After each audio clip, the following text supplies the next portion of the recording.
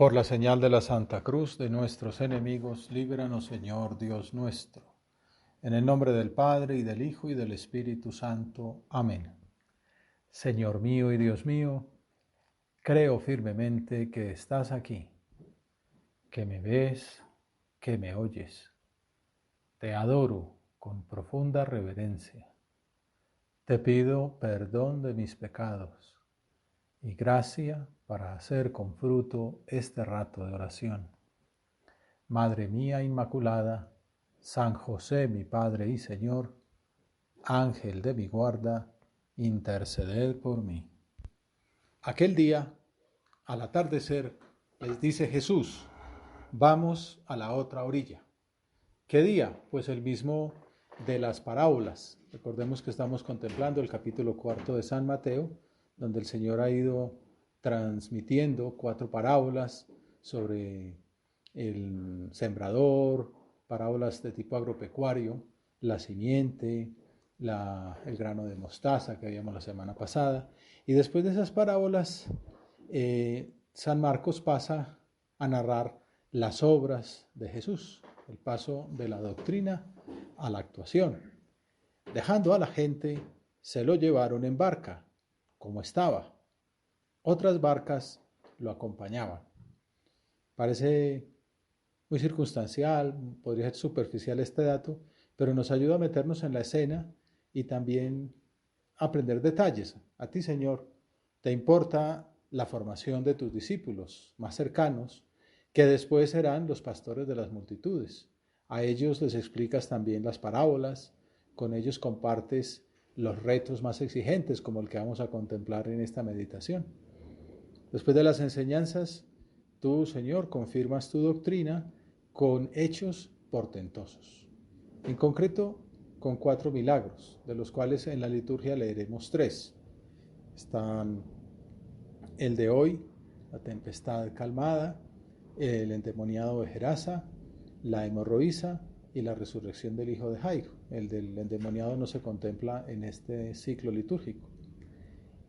También sirven estos milagros para animar a los discípulos a que tengan más fe, a confiar en la ayuda divina que no les faltará para superar los obstáculos con los que se encontrarán en el apostolado. Un poco ese es, dijéramos, como el título de la meditación. De hecho, esta escena es tan importante que aparece en los 3 evangelios sinópticos. El evangelista no omite pequeños detalles que nos permiten conocer mejor los modos de obrar de esa pequeña familia que conformaba Jesús con sus discípulos, su modo de obrar cotidiano. Se lo llevaron en barca como estaba. A San José María, recuerdo que se lo oí decir a Javier Echavarría en una tertulia, cuando ya venía para Colombia, esa palabra le gustaba, se lo llevaron en barca como estaba, que hablaba como de la docilidad de nuestro Señor, como que se deja llevar de los discípulos. Humildad también, ¿no? Siendo Dios, siendo el Maestro, se deja poner, se lo llevaron en barca como estaba. Y luego hay otro dato que nos habla como de unidad, de fraternidad, de caridad. Otras barcas lo acompañaban. Jesús quiere que en su ambiente íntimo haya esa fraternidad, esa unidad, esa compañía, que la iglesia sea familia. Y por eso hay una madre, la Virgen María, que el Señor termina entregándola como madre de la iglesia. En el fondo, esa barca es la barca de la iglesia. Y entonces está invitando a otras barcas a que todos los hombres estén ahí unidos al Señor, como en esa criatura que es el mar. Pero la convivencia fraterna no está exenta de dificultades. Sigue diciendo el Evangelio. Se levantó una fuerte tempestad. Nos imaginamos, el mar es muy peligroso y asusta mucho, ¿no? Por eso los antiguos hablaban de Neptuno o de Poseidón, como ese dios de los mares que se exacerba, ¿no? Cuando se levantan esas tormentas, esas tempestades. Estos días leía el testimonio de algún experto de esos que han estado en transatlánticos y tal, y de esas grandes circunstancias en que se han visto expuestos. Decía de una que decía que eran olas de 17 metros de alto, o sea, que caminaban por las paredes, o sea, que el barco estaba ya casi que daba la vuelta entera.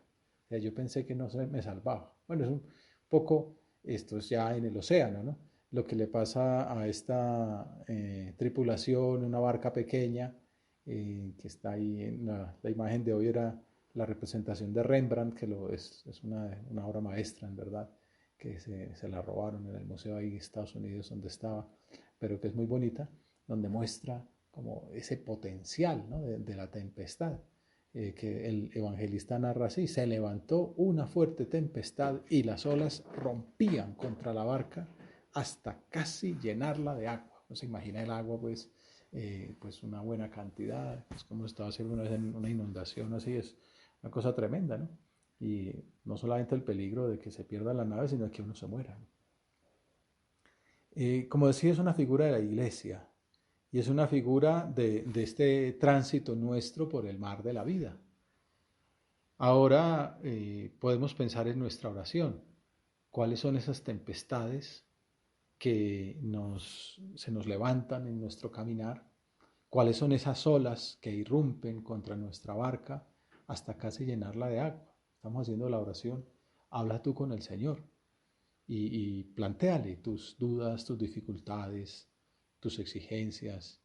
El, como estamos pasando en un momento duro, ¿no? Pues en concreto pues con la pandemia, hemos palpado muy cerca de gente querida, quizá de nosotros mismos, la enfermedad, la muerte, el desempleo, la pobreza, la injusticia, el egoísmo, como tempestades de fuera, pero también hay tempestades interiores, porque tanto estímulo externo pues también afecta a la psique y las emociones y el modo de vida, y podemos estar más débiles, mucha susceptibilidad, muchos suicidios inclusive, y tenemos tempestades interiores, nuestras luchas, las tentaciones que amenazan nuestra respuesta fiel al amor de Dios.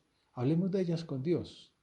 No pretendamos como taparlas, simplemente dejarlas pasar. Hay que exteriorizarlas, contarlas al Señor, hablarlas en la dirección espiritual, pedir ayuda, pedir consejo, estar para también superarlas, o al menos capotearlas, luchar contra ellas, pedir ayuda a Dios, y para poder con esa experiencia poder ayudar a otras personas, porque estamos en tiempo de tormenta, podríamos decir.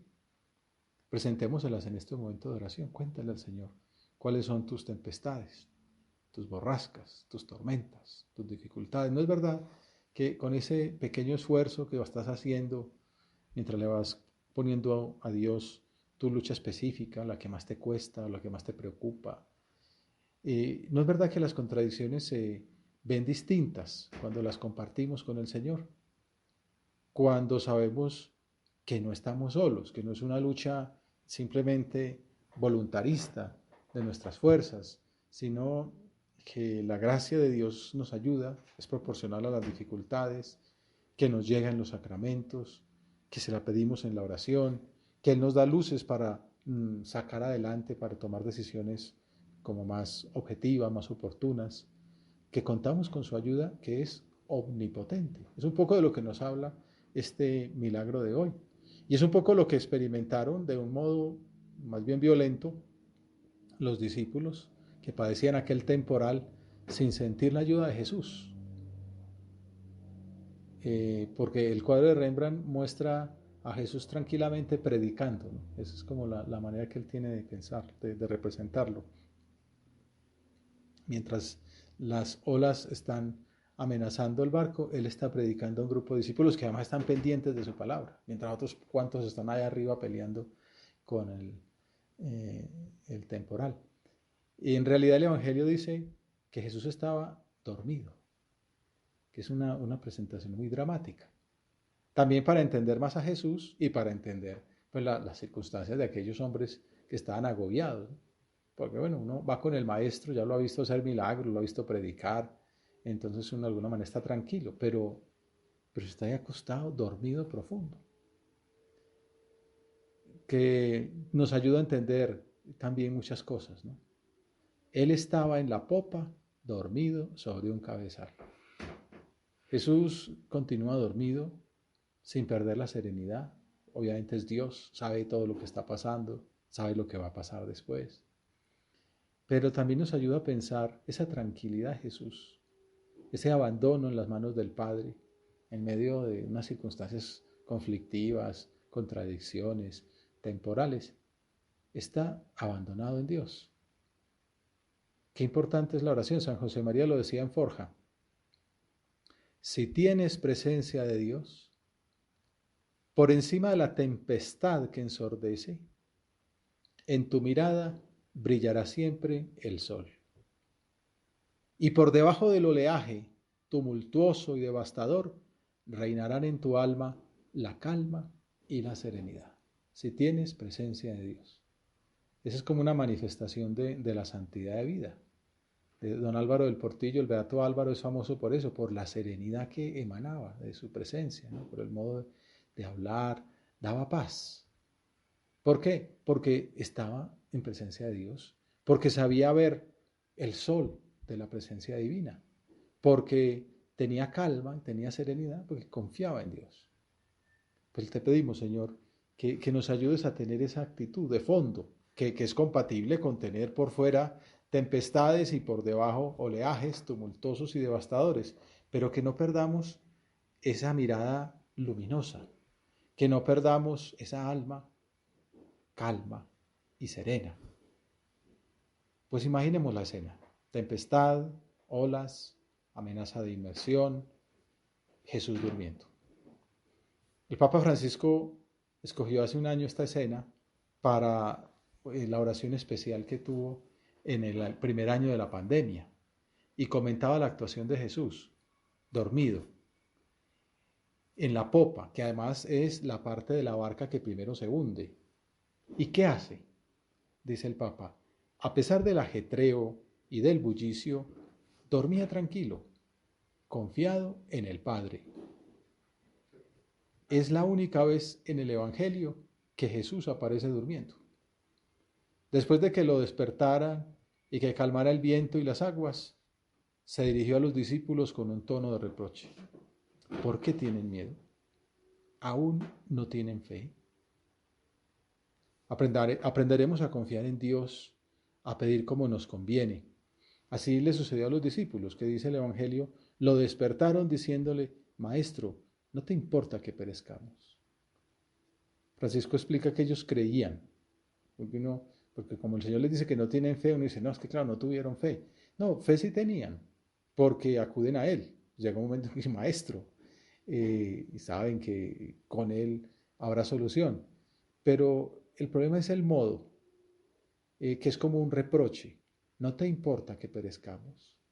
El Papa lo hace ver que a veces pasa como en las familias, es como una situación muy familiar. Cuando uno le dice, es que no te importo, es un reproche muy duro.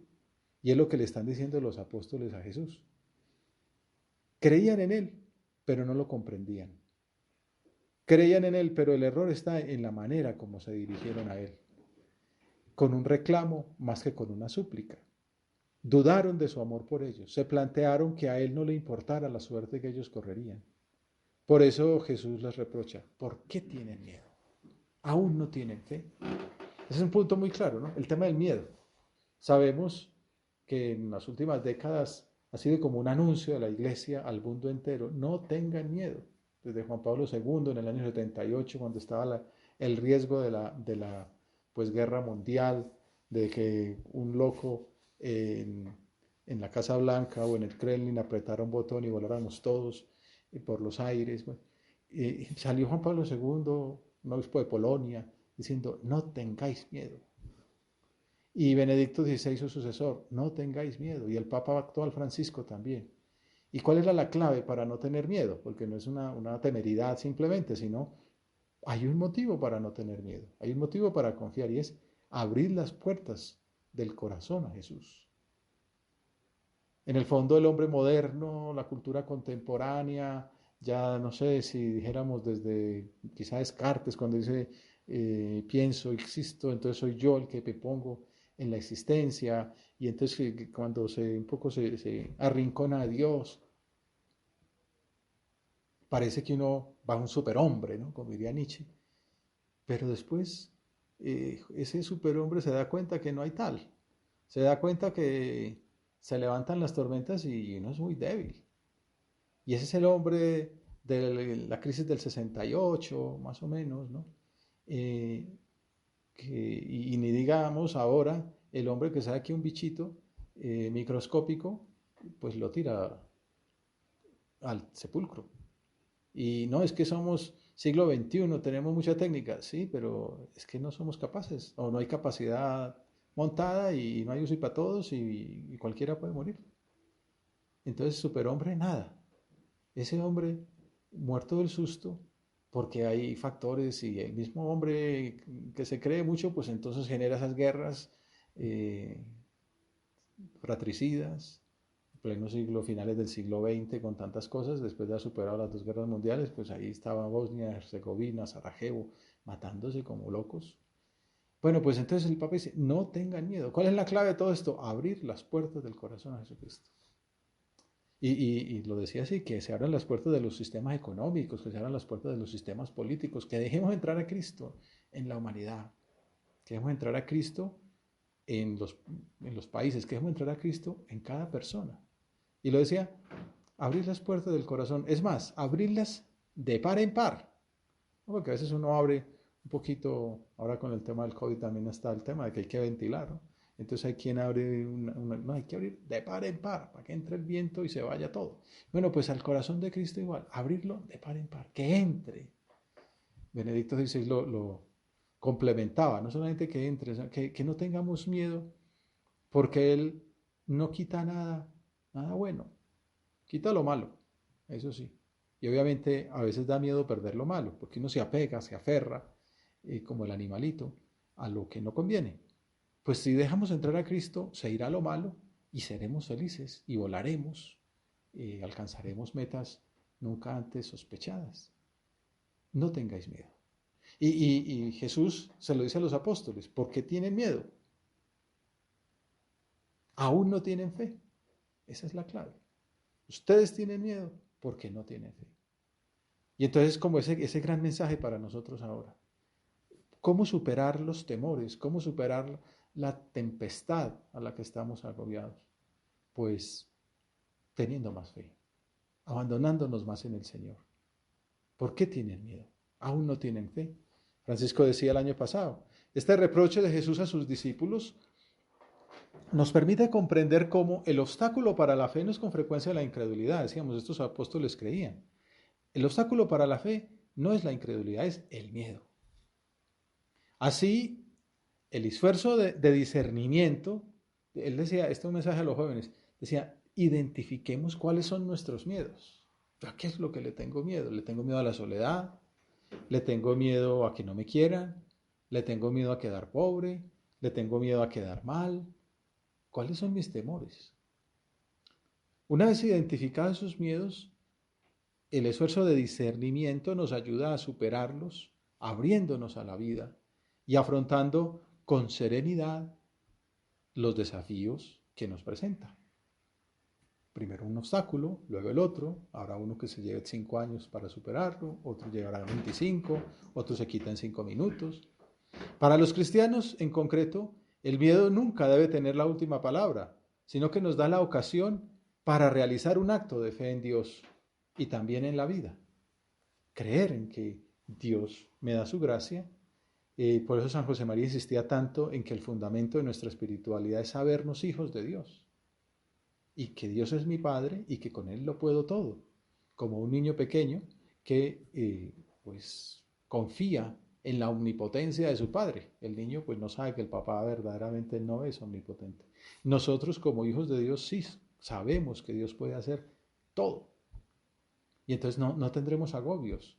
Obviamente enfrentaremos dificultades, pero con la confianza en el Señor superaremos todos los obstáculos. El Evangelio de hoy nos recuerda esa invitación que Jesús nos hace a tener fe, a no tener miedo.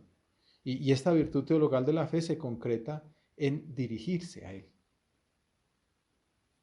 Decir, Señor, ayúdanos. Pero además decirlo con confianza. Esa es como la palabra que me parece que puede ser como la pista que nos ayude esta semana. Ya la mencionaba el Papa la semana pasada y me dio luces, me ha servido, lo he comentado con algunos de ustedes y efectivamente es una luz de Dios para este tiempo tan concreto. Confiar en Dios. O sea, el no tener miedo es ¿por qué? Porque hay confianza en Dios. Obviamente, si dependiera de mí, pues razón tendría para dudar. Pero soy yo, que soy una pequeña parte, como hijo de Dios, Dios es mi Padre y con Él venceremos todo. Esperar con firmeza y seguridad, como dice el diccionario, que es sinónimos de confianza, esperar. Entonces ahí viene, por eso también no estamos cambiando de discurso. El Papa ha hablado mucho de que la esperanza es la virtud de este tiempo, ¿no?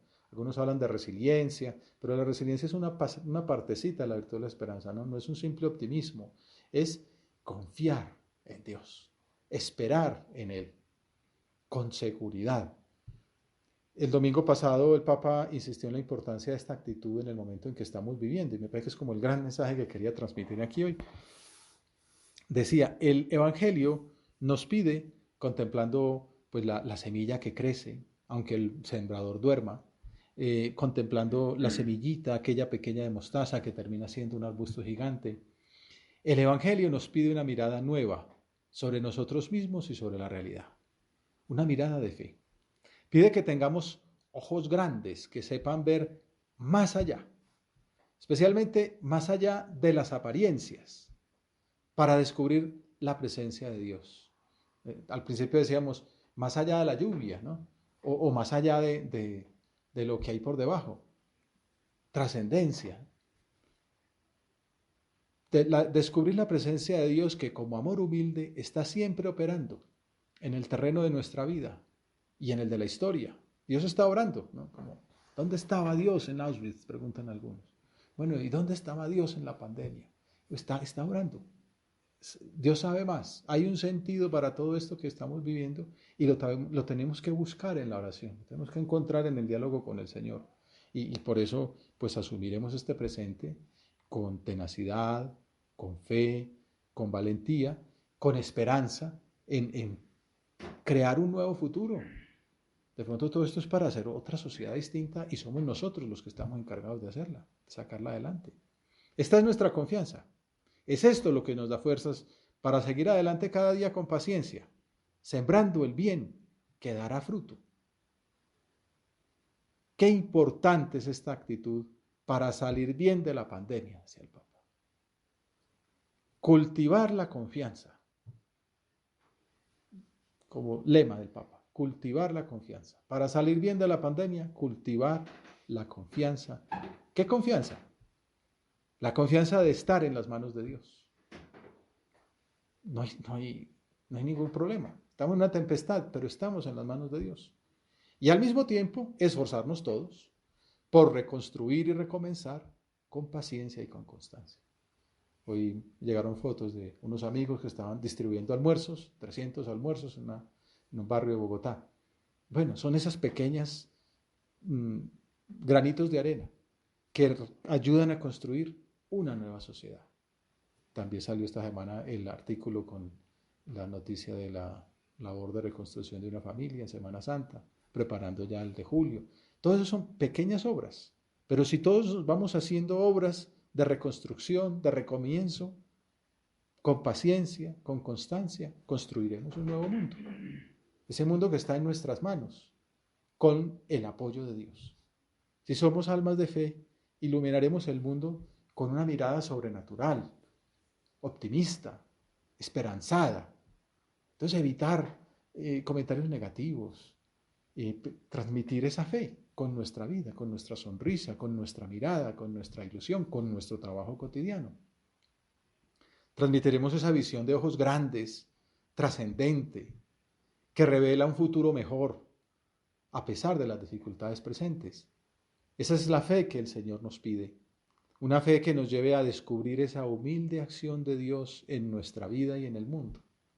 Uno puede mirar la grandeza del mal, de los hombres, de la misma biología, de las criaturas, pero saber que por encima de eso está esa grandeza de la actitud de Dios, aunque obra humildemente.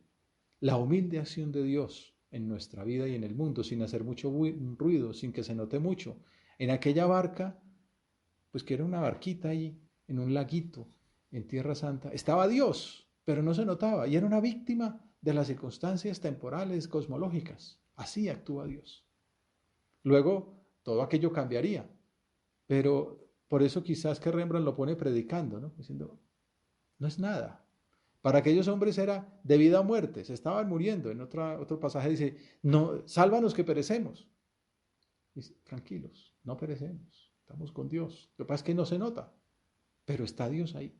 Está durmiendo, pero está ahí, siempre presente. Y esa es la visión que hemos de transmitir. Dios está con nosotros aunque parezca que está dormido. Sus brazos no se han cortado, su poder sigue siendo omnipotente. Y por eso nosotros transmitiremos paz, transmitiremos una serenidad contagiosa para que seamos esos sembradores de paz, de alegría, de esperanza que la sociedad necesita ahora más que nunca. El Evangelio de Marcos nos plantea entonces una clave para la situación actual, que dice el Papa, cultivar la confianza de estar en las manos de Dios y al mismo tiempo esforzarnos todos por reconstruir y recomenzar con paciencia y con constancia. Cultivar la confianza. No es una actitud que se dé sin más, hay que cultivarla, poner los medios, ejercitarla en la vida cotidiana, un día y otro, para que estemos preparados cuando lleguen los momentos más difíciles. Cultivar, cultivo, habla de cuidado, cura, todo eso tiene que ver como con la misma palabra, ¿no? Preparar el terreno, sembrar la semilla, trabajar para que fructifique, luchar contra la cizaña, contra los parásitos. Por eso Francisco predica sobre la necesidad del esfuerzo para reconstruir entre todos, para recomenzar. Me trae a la memoria un mensaje que nos escribió don Javier Echevarría, que era el gran canciller de la universidad, cuando tuvimos esas inundaciones. Fue una cosa tremenda, yo me acuerdo que nos afectaba también físicamente cuando uno ve el agua a 2 metros de altura. Dios mío, ¿qué vamos a hacer? Y bueno, se logró sacar aquella agua, tal, y poco después, una semana más tarde, otra inundación. Entonces uno dice, sálvanos que perecemos. Pues bueno, el padre nos escribía, cuando la segunda inundación, nos escribió una carta en mayo del 2011 y nos decía, me conmueven vuestras líneas y saber que tratáis de sobreponeros al cansancio para recomenzar con renovado impulso las labores de restauración de los edificios. Procurad estar siempre muy pendientes unos de otros con caridad fraterna. Dios no puede dejar de premiaros por esto, para que nadie pierda el optimismo y para que todos encontréis comprensión y cercanía al volver a casa o en la convivencia diaria después del trabajo intenso y quizá poco gratificante que a veces os espera. Bueno, es esta reconstrucción. En aquel momento se reconstruyó, ahora uno va a la universidad, no solo salió adelante, sino que resurgió y está en las puertas, ¿no? Como un símbolo de esa nueva vida. Bueno, pues un poco esto, un esfuerzo renovado por recomenzar. Reconstruir y recomenzar con paciencia y con constancia. Ahí tenemos todo un programa de actuación para este futuro inmediato. Y lo vemos en el ejemplo de la primera lectura, que nos presenta el ejemplo del santo Job, esa figura del Antiguo Testamento que padeció tanto, se le murieron centenares y millares de animales, de camellos, se le quemaron las propiedades, se le murieron los hijos, pero él no perdía la fe en la providencia divina, a pesar de las tormentas y tempestades que Dios permitía en su vida. Y así nos lo pone a nosotros para que también tengamos esa misma fe, en que Jesús es el capitán de la barca. También ahora, como en tiempos de Job, como en tiempos de los discípulos, las tempestades se calmarán. Jesús se levantará como se levantó aquel día en la barca y increpó al viento y dijo al mar, silencio, enmudece. El viento cesó y vino una gran calma. La contemplación del poder de Dios sobre la creación nos invita a confiar en el Señor, que sigue siendo omnipotente, a no quedarnos paralizados por la queja, echando la culpa de nuestra pasividad a Dios, diciéndole como los discípulos, Maestro, no te importa que perezcamos. Más bien se trata de una invitación a que descubramos que el dolor, la enfermedad, la muerte, las contradicciones son unos llamados que el Señor nos hace para que llevemos su cruz, para que descubramos que es en ese altar del sufrimiento, unido a Dios, donde encontramos la salvación nuestra y del mundo. Podemos pedirle ahora mismo nuestra oración para ir terminando, acudiendo a la intercesión de María. Ahí en esa cruz encontramos a María. Madre mía, que tu amor me ate a la cruz de tu Hijo, nos enseñó a rezar San José María. Señor, aumentanos la fe, para llevar con calma la carga que has querido poner sobre nuestros hombros. Para entender que, como dijo Francisco hace un año, abrazar la cruz es animarse a abrazar todas las contrariedades de este tiempo presente, abandonando por un instante nuestro afán de omnipotencia, de posesión, para darles espacio a la creatividad que el Espíritu Santo solamente es Él capaz de suscitar. Animarse a motivar espacios donde todos puedan sentirse convocados, a permitir nuevas formas de hospitalidad, de fraternidad, de solidaridad. En su cruz hemos sido salvados para hospedar la esperanza, para dejar que sea ella quien fortalezca y sostenga todas las medidas y todos los caminos posibles que nos ayuden a cuidarnos y a cuidar. Abrazar al Señor para abrazar la esperanza. Esta es la fuerza de la fe que libera del miedo y que da esperanza. Te doy gracias, Dios mío, por los buenos propósitos, afectos e inspiraciones que me has comunicado en esta meditación. Te pido ayuda para ponerlos por obra. Madre mía Inmaculada, San José, mi Padre y Señor, Ángel de mi guarda, interceded por mí.